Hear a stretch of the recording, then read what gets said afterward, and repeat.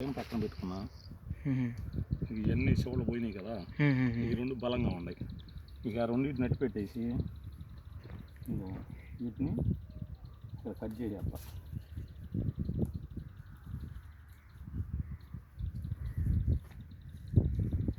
ఈ జాగ్రత్తగా చూసుకోవాలి ఏ పాది ఎట్టుందా. మళ్ళీ ఈ రెండు ఒకే పాదిలో అయినాయి అనుకో, మళ్ళీ ఇంకో మొక్క అవసరం అవుతుంది కదా. అవునవును. అందుకని వేరు వేరు మొక్క అయి ఉండాలి ఈ రెండు మంచి రేట్లో.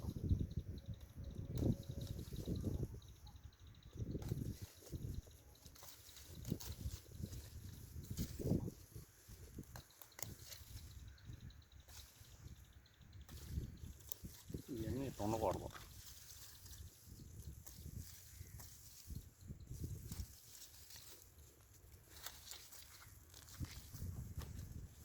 అటు గూడు ఉండబట్టి ఆ పురుగు వచ్చింది వర్షానికి, అది ఆ టైంలో చేయడానికి కుదరలా. ఇది ఒకటి ఖాయమైంది మొక్క, ఇది ఒకటి ఖాయమైంది. ఆ రెండు మొక్కలు ఖాయమైనవి కాబట్టి ఇప్పుడు దీన్ని కోసేస్తాను అన్నమాట. ఈ రెండు మొక్కలు మెయిన్లో నుంచి తీసిన రెడ్లే మంచిగా ఉన్నాయి కాబట్టి మెయిన్లు తీసేస్తున్నా. ఈ రెండు మెయిన్లు ఎక్కువ రెడ్లు ఉన్నాయి, చెవడ లేవు.